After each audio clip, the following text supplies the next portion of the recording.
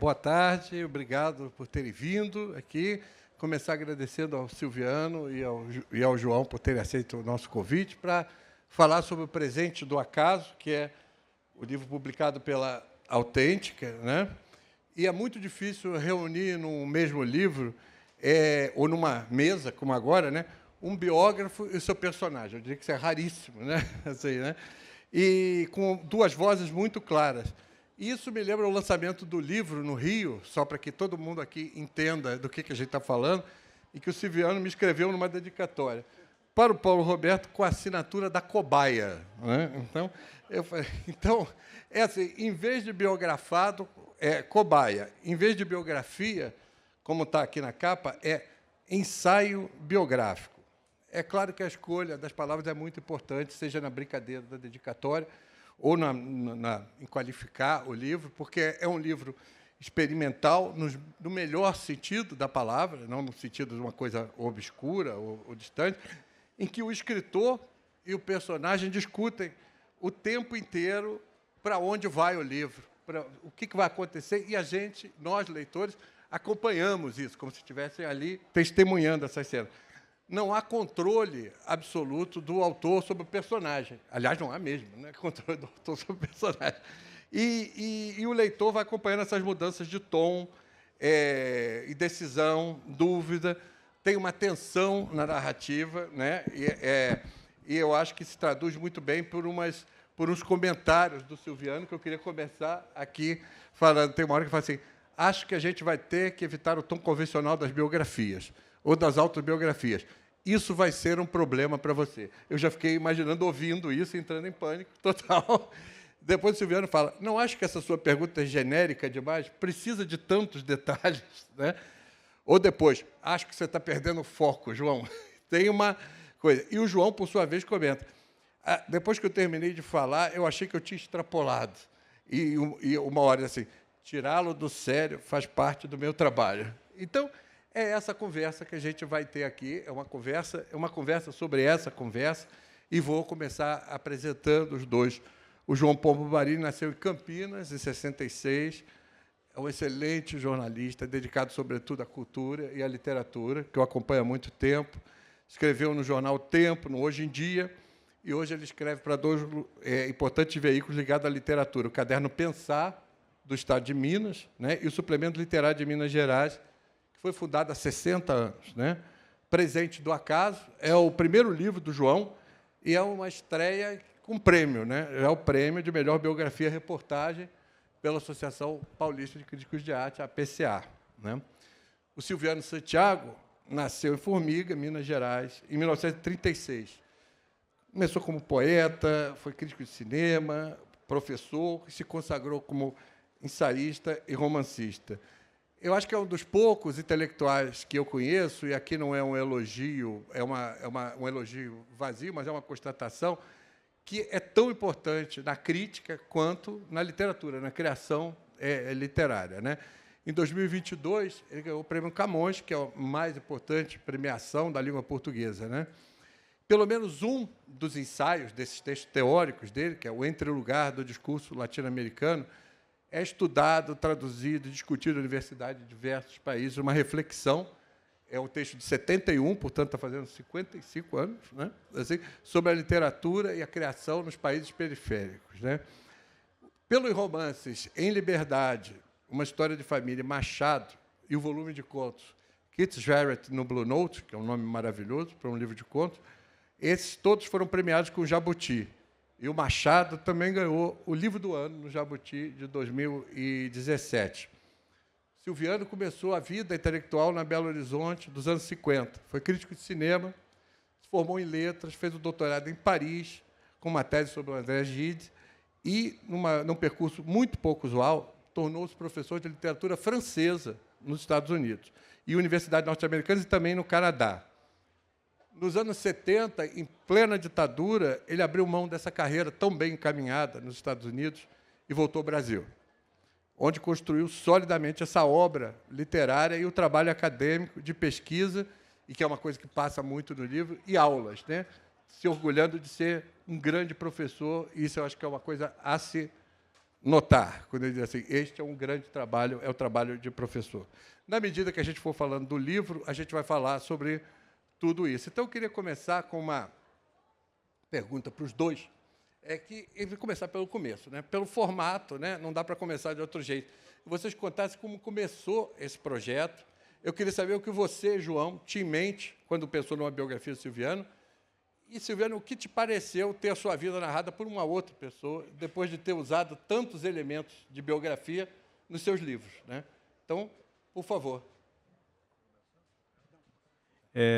Boa tarde a todo mundo. Obrigado pela presença de todo mundo aqui. Obrigado pelo convite.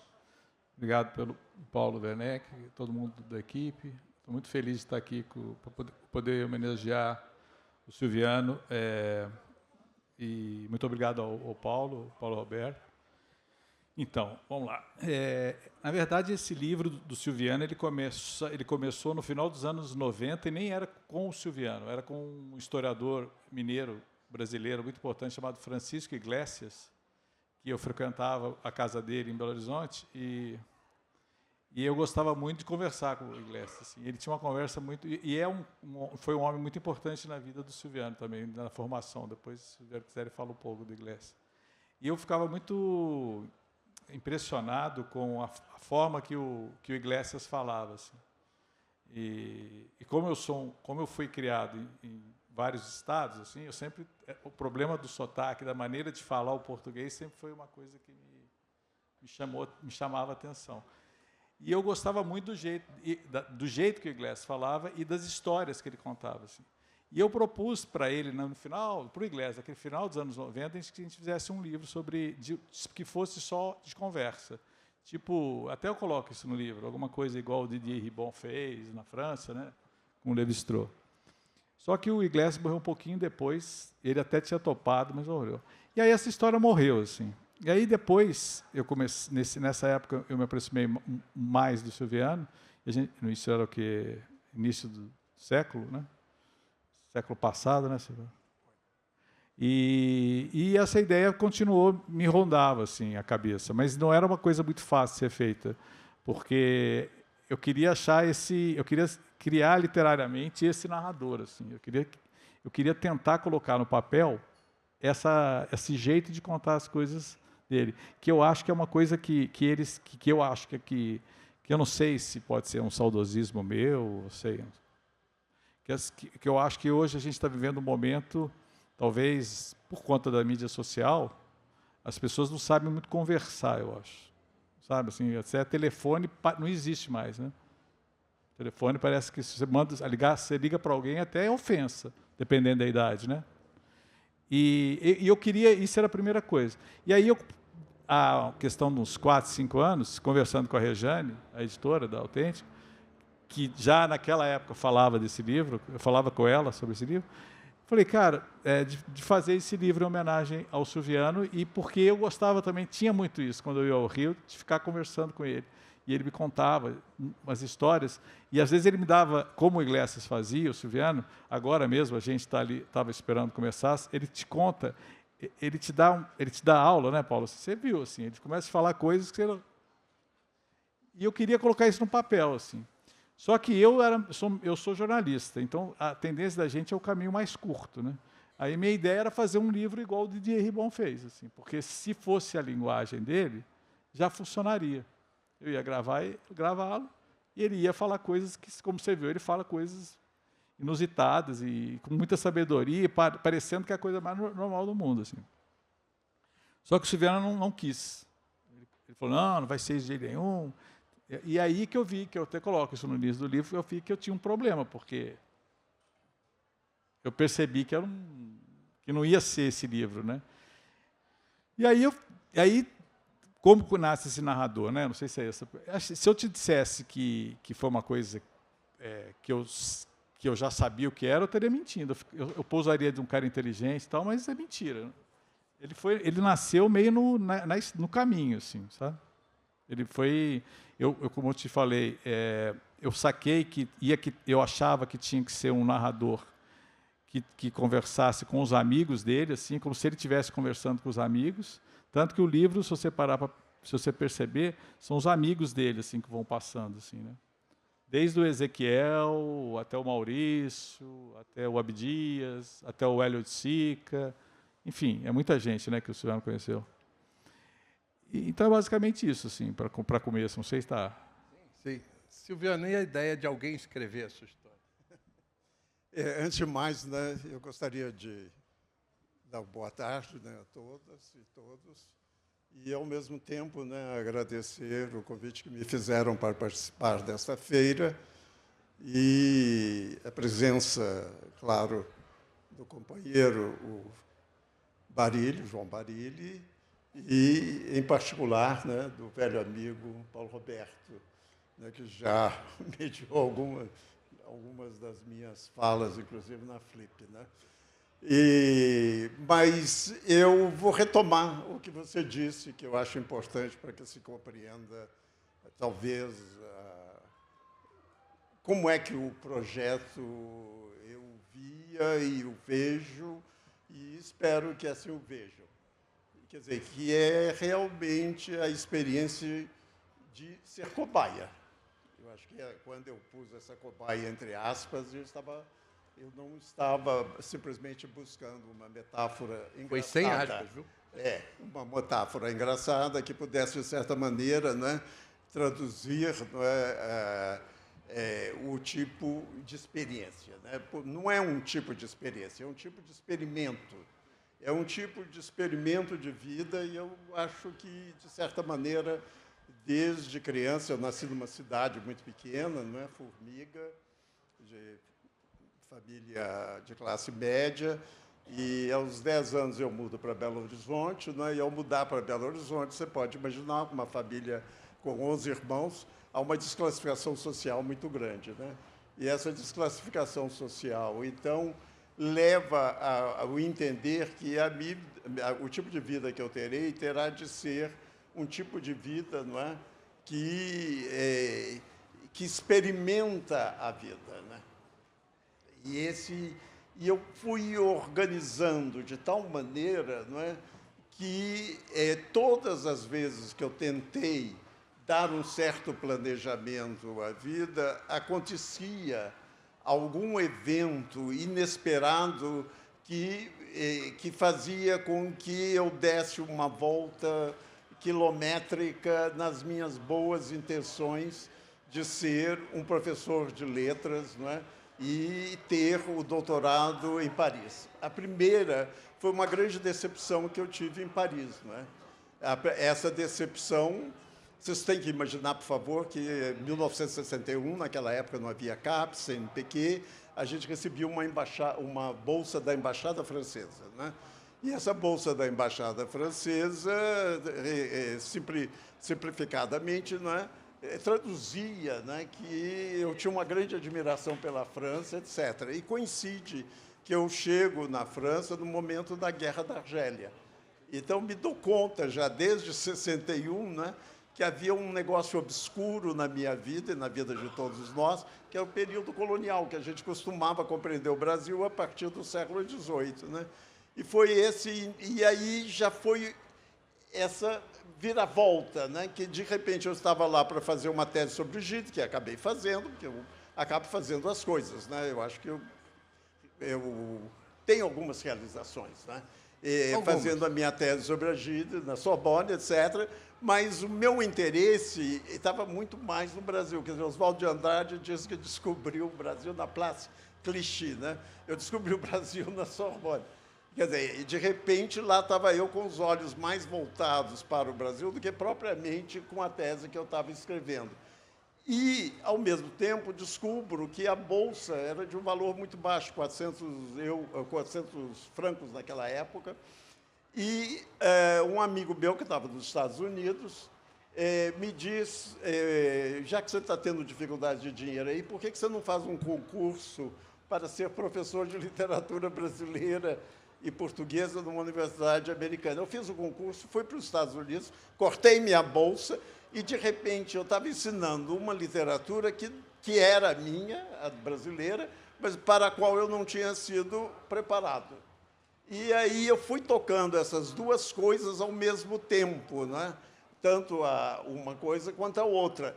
Quer dizer, isso é um tipo de experimento bem curioso, porque eu acabo tendo menos uma visão de literatura nacional que de literatura comparada.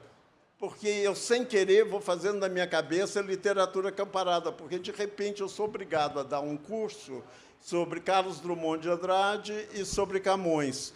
Aí, sem querer, me cai às mãos o quê? Ensinar o canto número 9 de Camões, que é A Máquina do Mundo. E lá estou eu lendo com os alunos, o poema Máquina do Mundo, de Drummond, que está em claro enigma.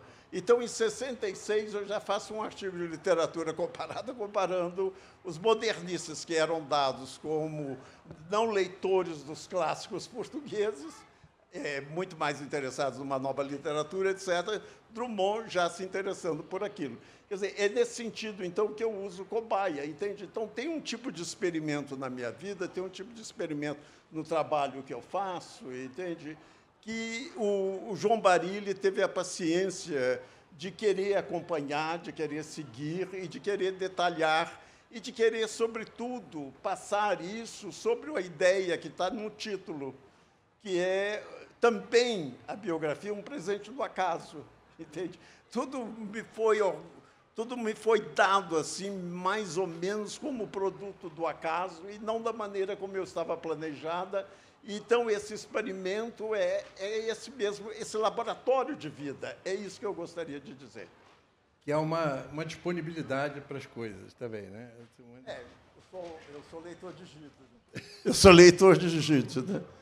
Então, a disponibilidade, né? Ficar sempre na encruzilhada. E você, e o João registra assim que em 2021 você falou para ele: o meu desejo de recordação acabou. Você falou, há 5 anos atrás você falou isso para ele, né? Eu queria que você falasse um pouco, mas só um pouco, senão a gente vai fazer um seminário inteiro, né? Como é que você trabalhou esse material autobiográfico nos seus livros, na sua coisa? Porque é uma coisa muito presente, e não só nos que são mais explícitos, né? 1000 Rosas Roubadas, que é um livro incrível, é um livro sobre o seu grande amigo Ezequiel Neves, produtor de música, um companheiro de geração, de viagem, né? Depois o Menino Sem Passado também. Por que tinha passado essa vontade e você recupera isso de alguma forma, né? E aqui e ali aparece também uma ideia assim, não, eu faço literatura de sobrevivência, né? Falasse um pouquinho dessa relação. Quer dizer, eu estou tendo a sorte, né, ou o acaso, né, de viver 90 anos, né? Sim. Então, há um acúmulo das coisas. Se você tem uma visão experimental de vida, há um acúmulo de coisas que se contradizem e se complementam, entende? Com muita facilidade. E a graça da minha vida é me contradizer e ao mesmo tempo, tentar uma coisa que é importante, a meu ver, que é sempre transformar o não em si. Que a vida seja uma dupla afirmação do sim, e não uma afirmação do sim e do não. Esse não, se você o recebe, você o transforma em sim. Entende? De tal maneira que ele passa a ser uma das suas maneiras, não de ter ressentimento de quem te diz não, mas de aprender alguma coisa com aquela pessoa que te diz não.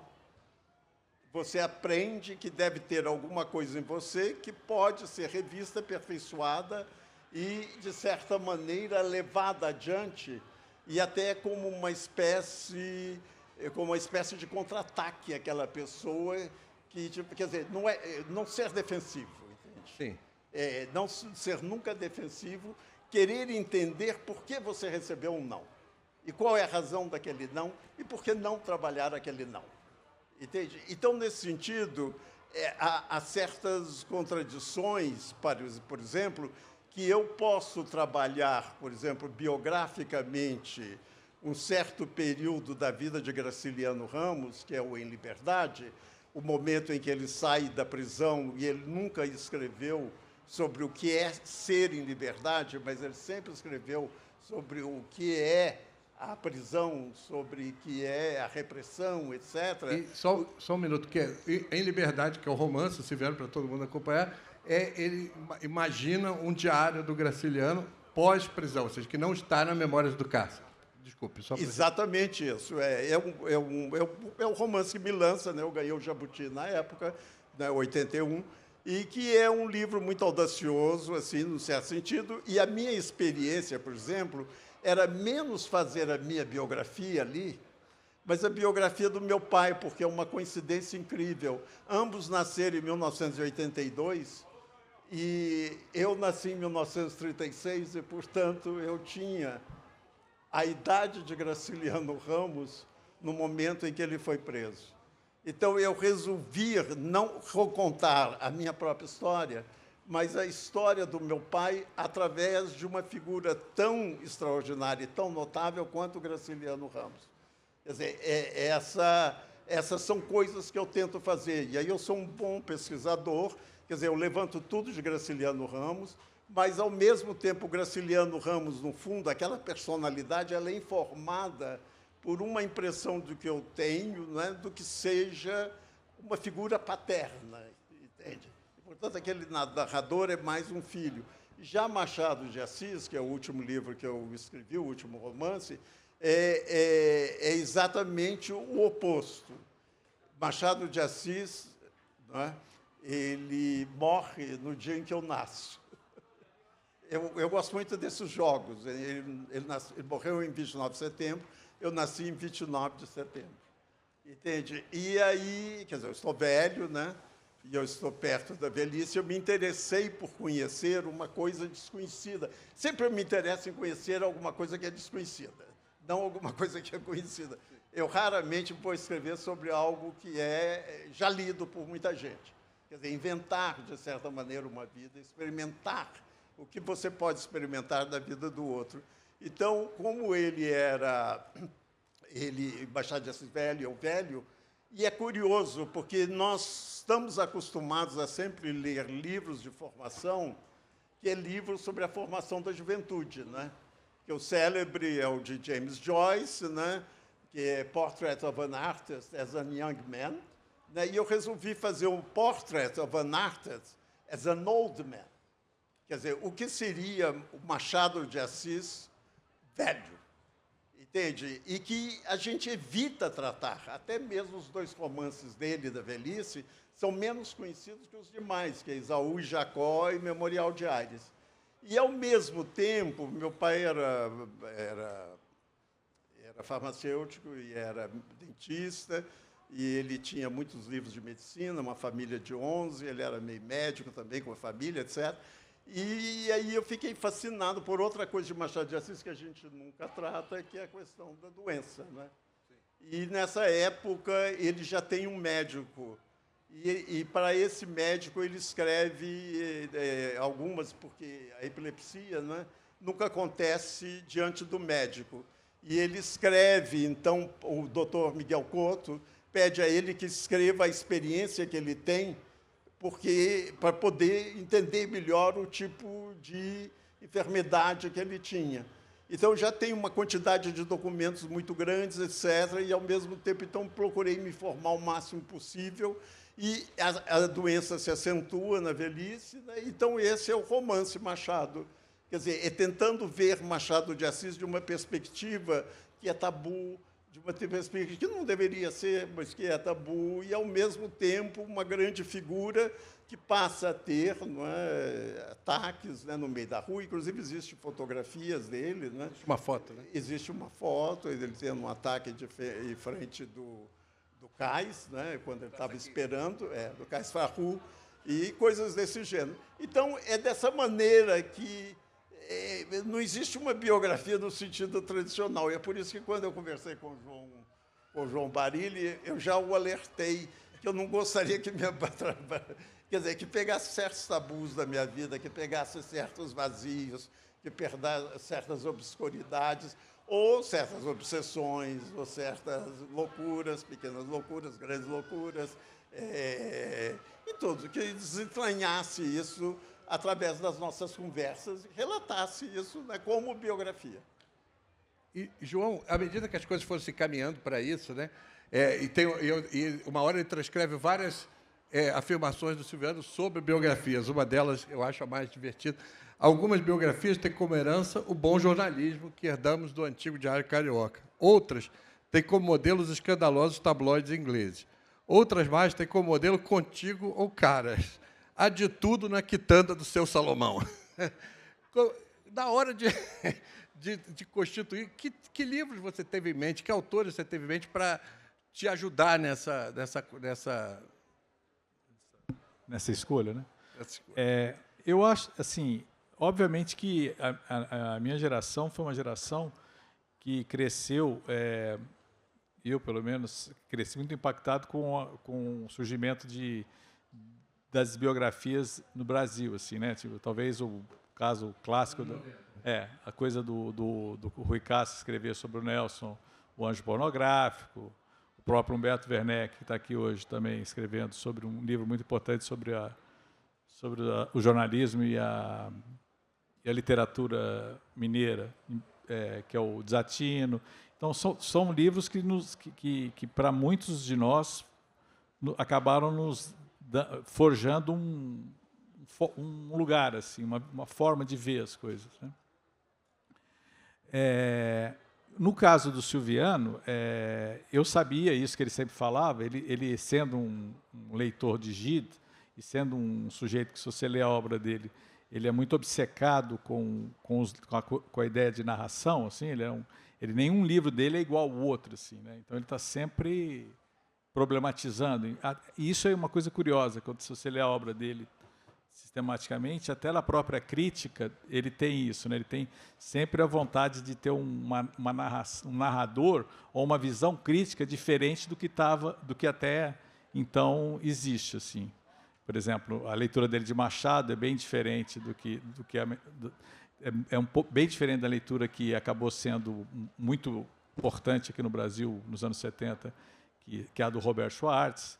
A própria, recentemente, a publicação do ensaio dele sobre o Guimarães Rosa, ele tem uma leitura bem diferente do que foi uma leitura que começa lá com o Antônio Cândido, né, nos anos 50, né, final dos anos 50. Então, assim, esse problema do narrador era um problema que eu sabia que eu ia ter que enfrentar. Mas, novamente, assim, isso foi uma coisa que eu fui construindo isso na estrada, fui escrevendo e vendo, assim. O que eu tinha, assim, em mente, talvez, assim, é uma ideia que eu também queria colocar no livro, que eu acho muito importante, que é a diálogo geracional, assim. Então, por exemplo, o Silviano mesmo, ele fez a melhor edição do Mário de Andrade, as cartas do Mário para o Drummond, né? Aquelas que são cartas que são fundamentais para a literatura brasileira. Então, existia esse diálogo entre Mário e Drummond. Aí a geração do Drummond tem um diálogo com a geração do Sabino, por exemplo.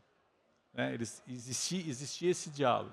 A geração do Sabino, a geração do Silviano, existia um diálogo com a geração anterior, do Alexandre Eulálio. Essa geração, a geração do suplemento, que eles chamavam, do Humberto Werneck, tinha uma relação com o Murilo Rubião. Então, eu tinha esse interesse de tentar construir isso. E eu acho que isso era a partir das amizades mesmo. As coisas se davam pelas amizades. Assim. E no caso do Silviano, tem um componente a mais, que eu acho que, assim, que o Silviano, muitas pessoas conhecem, talvez ele seja até meio responsável por isso, porque ele é um professor muito respeitado. Assim, né? Ele é um cara que teve uma trajetória muito importante nos Estados Unidos. Só que ele também tem um lado muito maluco. Assim. Tanto que, se você parar para pensar que o maior amigo dele era o Ezequiel Neves, que não era exatamente um cara, não sei se para contextualizar, o Ezequiel é o cara que criou o Barão Vermelho, né? Que não é o Ezequiel. O Zeca não era exatamente um cara... era um exagerado, né? Como ele fez a letra. Então, assim, isso é outra variável que eu tinha na cabeça, que eu queria construir um livro que também mostrasse isso, que eu acho que ele até nem gostava. Quando eu escrevi isso, ele até não gostou muito, que era a história do médico e do monstro, assim, que coabitavam na alma dele essas duas possibilidades, assim, né? Porque, ao mesmo tempo que ele consegue ter uma grande erudição, ele tem uma grande imaginação, e esses fantasmas, tudo isso, que coisas que para ele eram tabu serem tocadas também, né? Por exemplo, o Silviano foi um dos maiores amigos do Hélio de Sica, por exemplo. Que também não era outro cara muito... Vamos combinar que não era um cara exatamente certinho. Comportado. Né? E aí você tocou numa coisa que eu acho que era o que eu ia falar. Porque tem essa relação com os dois, pelo menos dois autores assim canônicos, né? O Drummond, né? O Presente do Acaso, só para a gente não esquecer, o título do livro vem também do poema do Drummond, né? Que se chama A Passagem do Ano, que fala: recebe com simplicidade este presente do acaso, mereceste viver mais um ano. Né? Então tem essa relação com o Drummond, que te dedicou um poema, que vocês tiveram uma relação depois que você escreve sobre ele, né? E que é um autor, ou seja, é um monumento também, né? De alguma forma. E, ao mesmo tempo, o livro entra em muitos detalhes que eu acredito que não foram abordados tão minuciosamente antes, essa relação com Hélio Oiticica na Nova York dos anos 70, das vanguardas. Eu queria que você falasse um pouquinho do Hélio Oiticica, porque é muito interessante. E essa coisa da tradição, da vanguarda, que percorre muito as suas coisas, eu acho, o tempo inteiro. Quer dizer, aí eu teria que falar sobre os diversos períodos da minha vida, né? Quer dizer, eu tinha parado, né, no momento em que eu fiz um concurso para a Universidade Norte-Americana. Sim. E eu fui para Novo México, né? Albuquerque. De Paris a Novo México, vocês já podem imaginar, Albuquerque.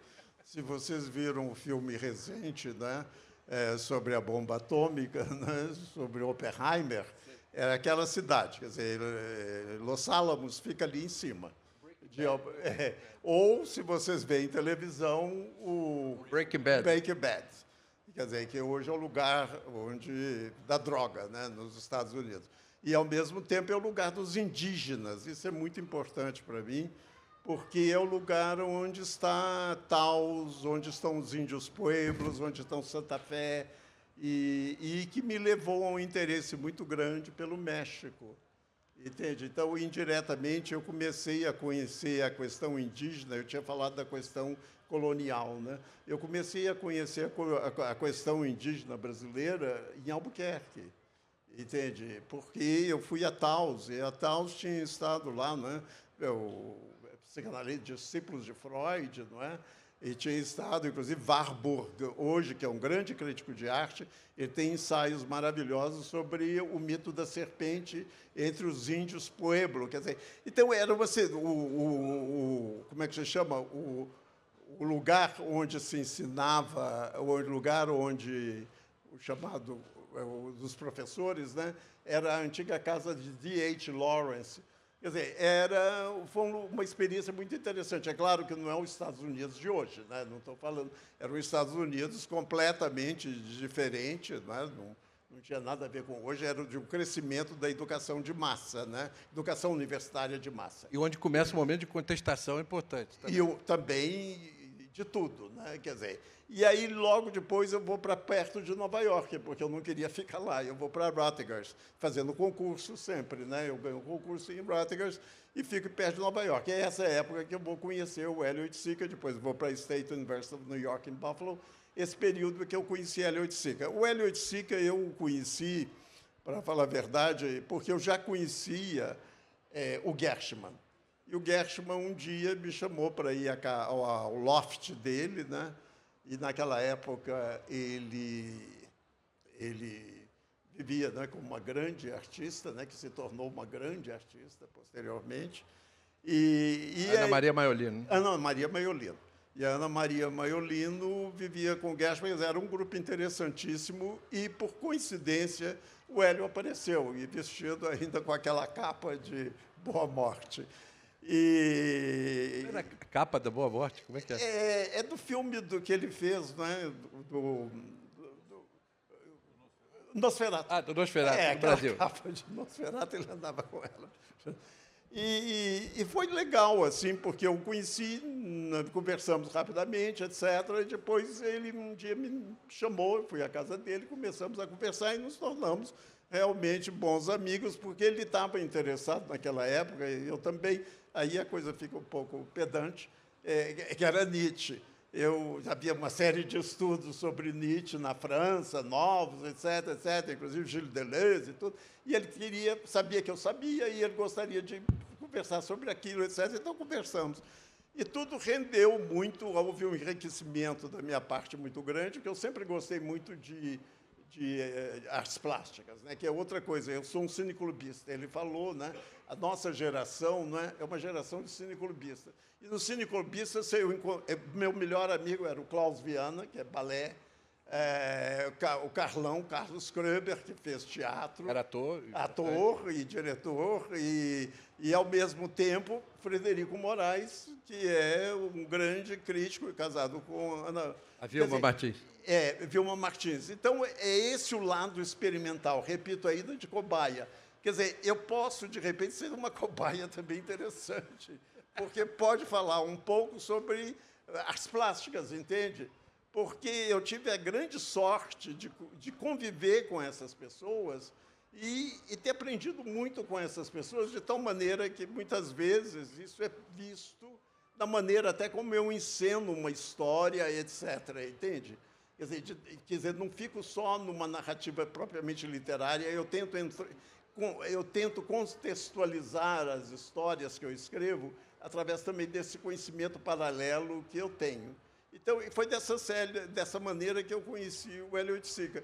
Nos demos muito bem, quer dizer, com vários encontros. Quer dizer, eu tive, inclusive, algumas filmagens do Cosmo Coca, tem lá meu nome, etc. E, no final, eu tive um livro de poesia que ele fez um desenho. E eu tinha perdido essa diagramação, né, no design, né, de um livro de poesia. E aí, porque eu escondi de tal maneira para que não fosse roubado lá em casa, que muita gente entrava lá em casa, podia roubar aquilo, que quando ele estava fazendo as pesquisas dele nos meus papéis, ele reencontrou o livro. Então, possivelmente, proximamente, teremos um livro de poesia meu com design do Hélio Oiticica. Que maravilha. Quer dizer, e que estava completamente perdido. Então, esse foi um tipo de amizade. Agora, o Hélio era uma figura interessantíssima, né, de uma cultura extraordinária. Quer dizer, o avô dele, ele traduz muito o avô. Eu sempre vi nele o avô, que é o velho Oiticica, que era um anarquista, né? Era um anarquista e, ao mesmo tempo, um dos primeiros autores de uma gramática da língua portuguesa. Entende? Quer dizer, então, ele tem algo de um gramático e muito de um anarquista. Se vocês veem o tipo de trabalho que ele faz, é exatamente essa capacidade que ele tem de ter, ao mesmo tempo, a cabeça de um gramático. A ordem? A ordem total, absoluta dos diagramas, daquelas figuras que ele faz, etc. E, ao mesmo tempo, né, em termos de vida, né, que é de um anarquismo Caos total, né? O Geleia Geral, né? A crítica do Geleia Geral. Quer dizer, então, foi um dos grandes... Quer dizer, e acho que é isso que o João também estava querendo falar por famílias, entende? Quer dizer, eu realmente, apesar de ser de uma família de 11 irmãos e irmãs, quer dizer, afinal, eu acho que meus irmãos e minhas irmãs são essas pessoas, porque eu tive muito mais intimidade, muito mais carinho, muito mais afeto, muita mais a proximidade, etc., com essas pessoas que eu conheci totalmente ao acaso. Por isso eu fiz questão de dizer que eu conhecia o Gershman, eu não conhecia o Hélio, mas acabei sendo menos Gershman que Hélio, entende? Essas coisas que eu acho interessante e que eu gosto de explorar e que vale a pena explorar. Porque é essa de não ter muito receio de ter uma contrariedade na vida, uma contraditoriedade na vida, ou uma coisa assim, sabe? De enfrentar o que é isso, né? Por que isso? De enfrentar a contradição. A contradição, de enfrentar um não, sobretudo, né? Que é Machado de Assis, né? Machado de Assis, pouca gente esquece que o narrador de Memórias Póstumas de Brás Cubas é o amante. É aquele que recebeu um não de Virgília. E ele conseguiu transformar aquele não em sim. Então as coisas vão se costurando. Uma das coisas mais maravilhosas de Machado de Assis é essa, que Machado de Assis tinha perfeitamente noção de que você tinha de aprender na vida a entender o que é receber um não. Isso é maravilhoso. E eu acho que todo mundo entendeu o que significa receber um não, no caso de Machado de Assis. Sim. E a gente partir daí dos acasos e do não previsto, né? Esse momento dos Estados Unidos é muito curioso quando você fala. Você estava num lugar que o engajamento político estava em todos os lugares. Estava no Brasil, estava nos Estados Unidos, mas de formas muito diferentes. E, em algum momento, que eu não lembro agora qual exatamente, você diz, curiosamente ou paradoxalmente, eu acabei me politizando mais nos Estados Unidos, em algum sentido, ou organizando a coisa política nos Estados Unidos, que era, claro, por uma visão de esquerda tradicional, era demonizado, mas era o momento que estava luta dos direitos civis, né? Luta antirracista, organização do movimento feminista, a militância que ainda não se chamava LGBTQIA+, as coisas estavam ali. E, de alguma forma, você naquele momento, você está prestando atenção nessas coisas que o intelectual brasileiro, sob uma ditadura, né, muito severa, não estava focado direito. Queria que você falasse um pouco sobre essa... há um conflito aí também, né? Olha, é um conflito, eu não diria autoconflito. Quer dizer, em relação ao Brasil, sim. Sim, em relação ao Brasil. Inclusive, o João recolheu, inclusive, algumas cartas do Ezequiel para mim na época. Sim. Que falam exatamente para eu não voltar, né? Não volte. Não volte, por favor, não volte, fique por aí. Entende? E onde ele narra outras coisas. Quer dizer, tem algumas cartas que estão lá, etc. Não, mas o que eu acho, para dizer a verdade, assim, esse tipo de relacionamento, quer dizer, não há conflito, né? O que eu acho importante é que, quando eu falei de gramática do Hélio, eu estava me referindo também, talvez, a um lado meu muito curioso, que eu sou uma pessoa muito obediente ao pai. Eu perdi minha mãe com 1 ano e meio. Então, tendo perdido a mãe com 1 ano e meio, eu fui sempre muito obediente ao pai. Então, eu sou muito bom profissional. Entende? E na medida em que eu chefe sou de bom departamento. Fui até chefe de departamento nos Estados Unidos e tal. Quer dizer, e na medida que esse profissionalismo é curioso, é que nele pode vir embutido uma ideia contraditória, que é você querer compreender por que a política é tão importante. Entende? E aí você se atualiza numa sociedade que não é a sua, o que é mais, como eu falei, por exemplo, em Albuquerque, um dos meus melhores amigos, que era meu aluno por coincidência, em português, porque ele falava espanhol, era indígena. Entende? Um dia ele me chamou para ir à casa dele jantar. E aí, porque eu tinha dado a carta de Pero Vaz Caminha em aula, onde eu falava de indígena, do genocídio, etc, etc. Então, de repente, eu estava dentro de uma comunidade indígena dos Estados Unidos, quer dizer, ou em Albuquerque, que lá é o antigo México, né? Eu estava no antigo México antes de estar numa comunidade indígena no Brasil, entende? E sabendo mais sobre aquilo do que nós sabíamos. Então, de tal maneira que me vem, então, um grande interesse, e aí complica, por Antonin Artaud, que tinha visitado os indígenas tarahumaras. Sobre ele, Artaud, eu vou escrever um livro que se chama Viagem ao México. Entende? Para você ver como essas cambalhotas, no fundo, são cambalhotas intelectuais, quase circenses, né? Essas cambalhotas que acabam, em virtude de um certo profissionalismo, elas acabam rendendo uma coisa que aparentemente não deveriam ter rendido. Sim. Deveria ter sido, sabe, recordações. É nesse sentido que eu digo, eu não gosto de recordações. Eu gosto de dar uma outra cambalhota sobre aquela cambalhota. Mas são várias cambalhotas, né? Hein? São várias cambalhotas. Várias cambalhotas. Não parou? Não, ainda não. Quer dizer, faz pilates. Assim, o Pilates é um elemento muito importante do livro. Toda hora que as perguntas do João são desagradáveis, ele fala, acabou, está na hora do Pilates. Então, você sai. Então, e a relação do currículo Lattes, como é que é? Hein? Porque eu tenho um bom... Microfone. Eu tenho um bom currículo... Não, como é que se chama o currículo? Tem um bom currículo Lattes. E tem um bom currículo Lattes e tem também um bom currículo Pilates. Isso é fundamental, né? Para dar cambalhota é fundamental. Para dar cambalhota, você tem que ter os dois currículos. As duas coisas. As duas coisas.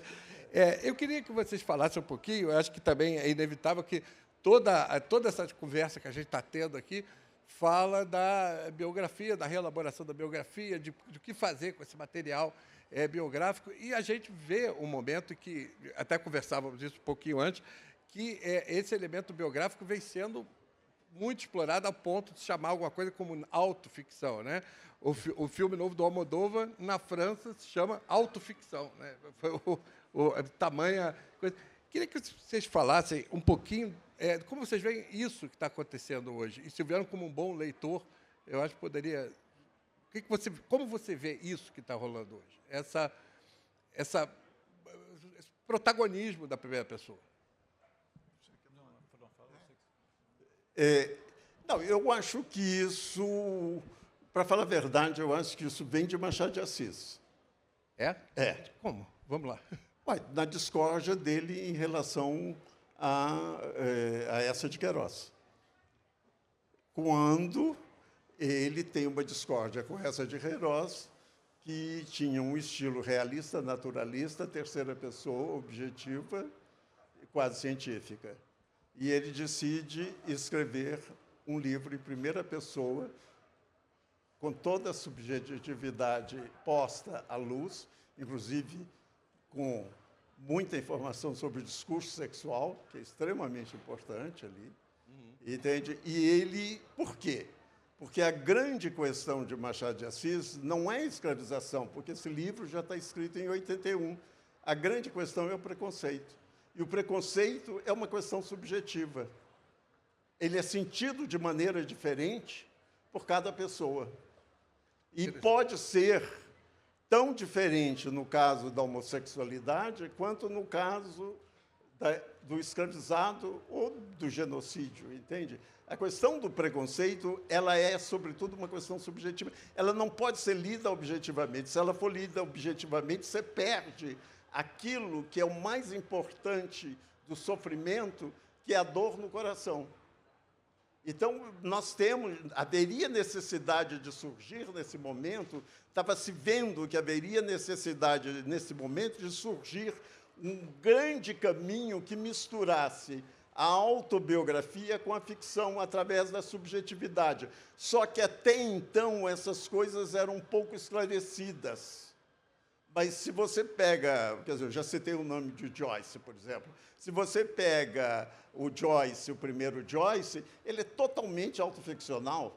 Quer dizer, isso não é uma invenção de hoje. É o retrato do artista quando jovem. Retrato do artista quando jovem, que é o aprendizado dele no colégio jesuíta, em Dublin. Você pega Ulisses, tem todo um lado autoficcional lá que pode ser provado com a bibliografia que a gente tem hoje. Porque tudo isso era muito, vou usar uma palavra até divertida, enrustido.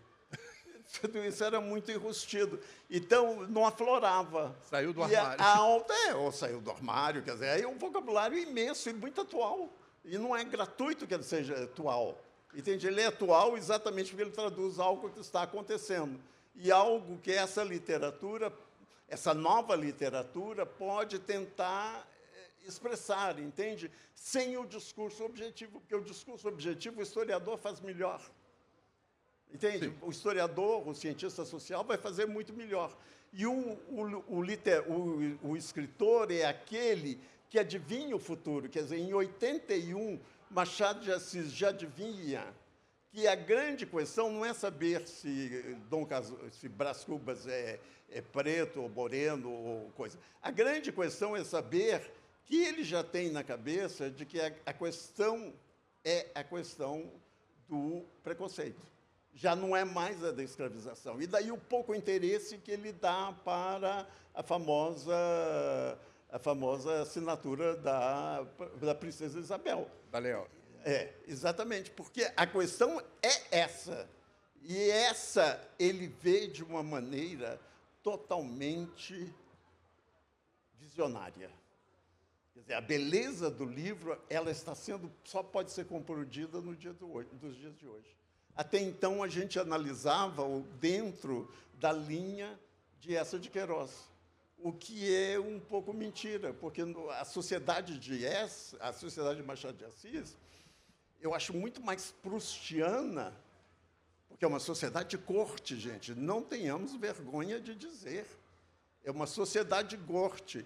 E o grande argumento que faz o Lobo Neves ganhar a Virgília e o Brás Cubas perder está lá no capítulo que se chama Marquesa, porque eu serei marquês. É a carta a carta da aristocracia que ele não pode julgar na mesa. E não podendo julgar a carta da aristocracia, ele perde Virgília. E ele contra-ataca.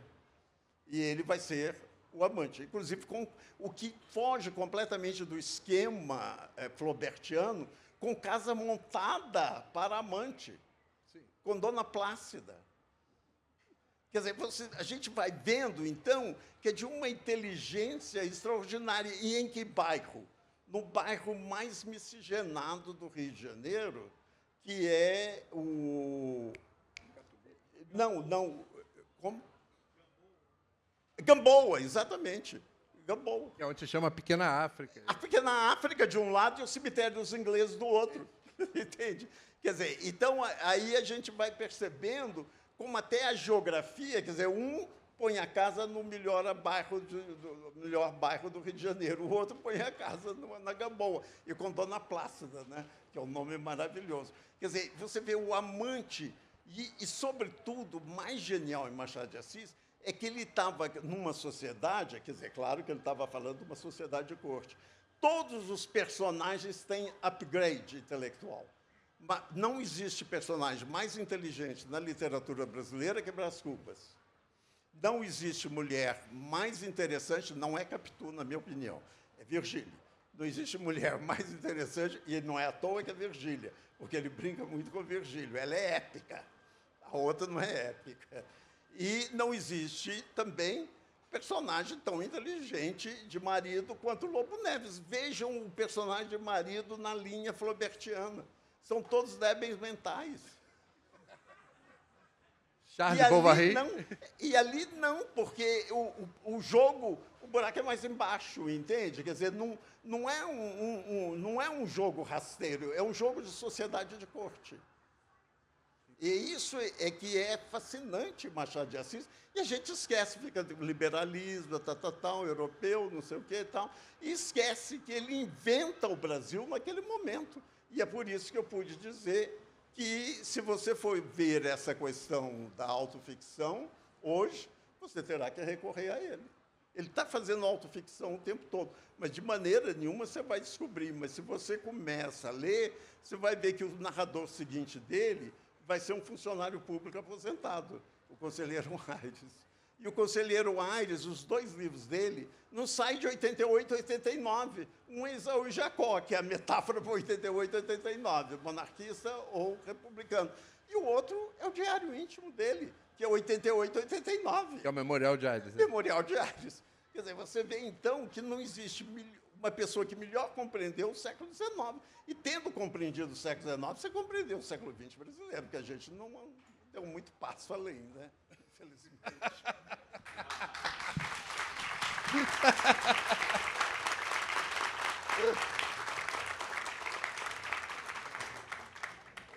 Eu queria... eu acho que eu esqueci de dizer antes, mas o Silviano comentou assim, o João teve acesso a todos os papéis do Silviano, ou a boa parte dos papéis, dos arquivos, cartas, esquemas de aula, uma documentação incrível. E acompanhando isso, você vê que tem muitas surpresas ali, né? Aparece muitas surpresas. Eu queria saber um pouco qual é você é uma pessoa tão familiarizada com a obra do Silviano e com o Silviano, o que te surpreendeu ali? Uma coisa? E você, Silviano, o que te surpreendeu nesse mergulho do João? Você pode dizer que você teve uma grande surpresa em relação às suas coisas? Eu aprendi muita coisa em relação à minha família. É? Fala um pouquinho. Muito bom. Não, porque eu perdi minha mãe com 1 ano e meio.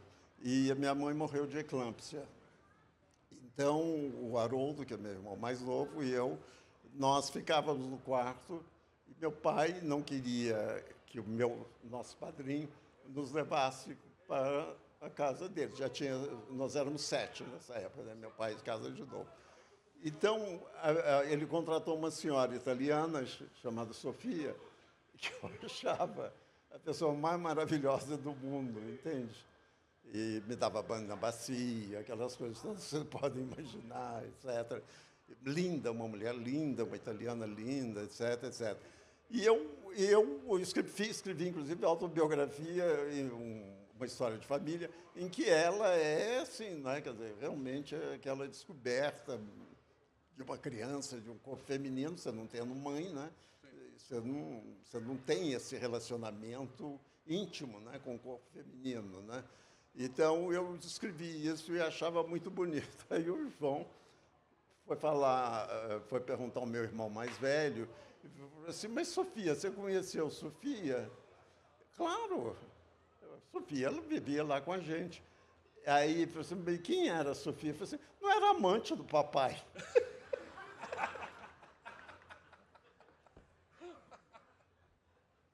Isso para mim foi um desespero.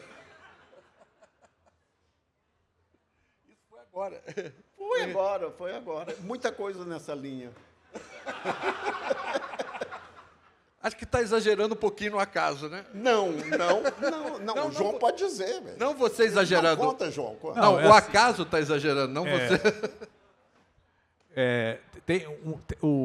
Quando o Drummond fez aquela antologia poética dele, ele tem uma parte lá que chama Família que se Escolhe, né? E o Silviano, acho que ele já falou isso um pouco, realmente ele fez a família dele. E realmente as questões familiares, eu acho que nem só para o Silviano, mas eu acho que isso é uma coisa muito brasileira e muito mineira. E tem até uma frase do Otto, o Huberto me corrige se não for dele, que conhece tudo o Otto, que era amigo do Otto, mas que eu acho uma frase muito boa, resume muito bem isso, assim, que diz que o mineiro nunca briga e nunca faz as pazes também, né? E a família do Silviano era bem isso também. Ninguém era brigado, mas também ninguém falava com ninguém, assim. E aí você vai juntando E o José, que era ele até morreu agora recentemente, ele era o mais velho, ele tinha uma diferença de idade que ele conseguia perceber coisas dentro da casa que o Silviano não percebia, assim, né? E também tem essa coisa, como o Silviano ele é o ficcionista da família, tudo que ele escrevia, falava, esse cara está viajando, sabe? Isso é viagem dele, o Silviano inventa demais. Tudo que você conversa com a família, eles acham que é viagem do cara, assim. Então, assim, eu pura e simplesmente fiz um trabalho, você como jornalista sabe, a gente é meio que detetive de polícia, né, civil, assim, a gente investiga as coisas. Não acredita e vai atrás, assim. O João conseguiu estabelecer, inclusive, porque, obviamente, quando meu pai casou 5 anos depois, a primeira coisa que ele fez foi mandar embora a Sofia, né? E o João fez, né? Ela realmente mandou embora e havia essa coisa meio nebulosa na minha cabeça, né? Ele fez a biografia da Sofia. Ela foi para outra cidade, nunca se casou e por aí foi. Quer dizer, eu não imaginava a continuidade da vida dela, entende? Porque corria dentro de casa que ela tinha entrado no convento.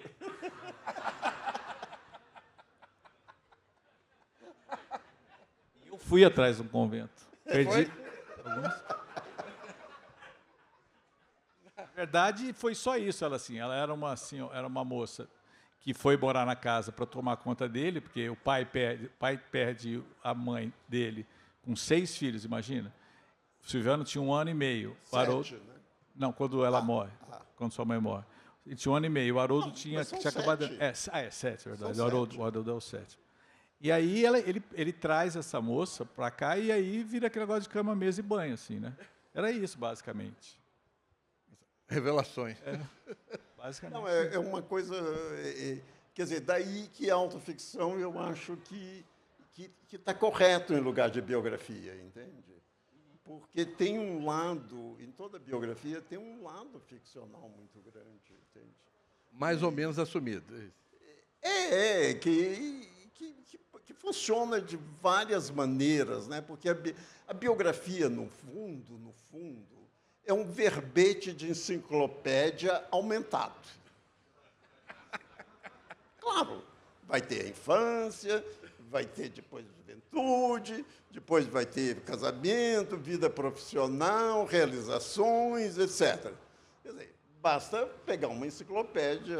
A de Wise é ótima para isso, porque, inclusive, já a enciclopédia do Wise é maravilhosa, porque a enciclopédia do Wise já diz que a biografia tem que ser feita pelo leitor da enciclopédia e não pelo enciclopedista.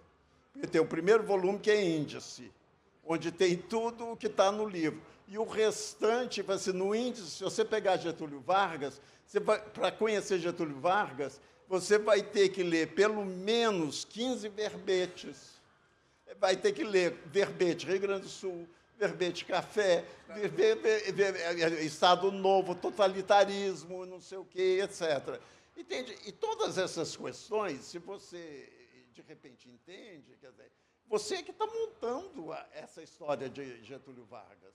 Ele dá todos os elementos, e uma autoficção dá todos os elementos para você, por sua vez, como leitor inteligente, também montar uma vida. E de maneira muito mais imaginativa, estamos falando de literatura agora, né? Sim. E de maneira muito mais imaginativa, porque é uma vida ficcional. Então, você pode elaborar a sua própria vida através de uma vida ficcional, como a gente faz normalmente lendo romance. Mas só que essa vida ficcional, ela tem um lado que é duplo, né? Porque ela já está julgando com a autobiografia e já está julgando com a ficção. Então, você entra num determinado ambiente que dá uma possibilidade, sobretudo uma sociedade, né, que já conhece bastante bem psicanálise, já tem, né, cursos e mais cursos, televisão que fala disso, etc., já tem uma possibilidade de você entender melhor a própria questão da subjetividade, entende? E por aí vai adiante. Então, eu acho que essa subjetividade, não é, que surge de uma espécie de rompimento do paradigma europeu brasileiro em Machado de Assis, é importantíssima, porque a sociedade brasileira tem tais diferenças, e são tão grandes as diferenças em relação à cultura europeia, que seria impossível escrever um romance aqui repetindo Madame Bovary. Porque a nossa sociedade é outra, tem coisas que nem passa pela cabeça de um francês ou de um europeu. Entende? Então, e você vai vendo que, com a percepção dos grandes romancistas, é exatamente trabalhar a diferença e não a semelhança. O grande romancista é esse. É o que trabalha a diferença. Mostra Os próprios modernistas, o próprio Mário de Andrade é o primeiro à frente a dizer o que está faltando é conhecer o Brasil. Quer dizer, ele vai dizer, né, que nós padecemos da doença de Nabuco. Ele vai dizer numa carta de 1924 para Carlos Drummond de Andrade. A doença de Nabuco está em Paris, né? É claro. Que é um capítulo, Atração do Mundo, de minha formação, né, que é um capítulo que eu gostaria que todos lessem. Minha formação é de Joaquim Nabuco, o capítulo 13º é Atração do Mundo, no capítulo 3º, Atração do Mundo, que é essa atração pelo mundo que faz com que a gente queira ser mais cópia do que diferença. E aí a biografia está misturando isso tudo. A autoficção. A autoficção está... Não a biografia. Ela está misturando esses dois elementos, que é o mesmo e a diferença. E apagando os limites. E, ao mesmo tempo, constituindo um entre-lugar, que não é lá nem cá. Quer dizer, não é à toa que esse texto meu de 71, Entre Lugar, tem um resto sucesso, porque ele traduz uma coisa que a gente deveria ter interesse em conhecer, não é o mesmo pelo mesmo, nem o outro pelo outro, mas como é que isso se dá num entre-lugar. O entroncamento é num entre-lugar. E esse entre-lugar é que... Quer dizer, que é rambaldiano, né? Je est un autre. Eu sou um outro. Quer Quer dizer, é essa mistura, né, de ser um eu e um outro, de trazer em si, né, um eu e um outro. Eu jamais imaginei que isso fosse chegar a um lugar tão perfeito da conversa toda. Eu acho que a gente fechou muito bem. Eu queria agradecer demais a todos vocês, ao Silviano Santiago e ao João Varela. Obrigado. Boa tarde.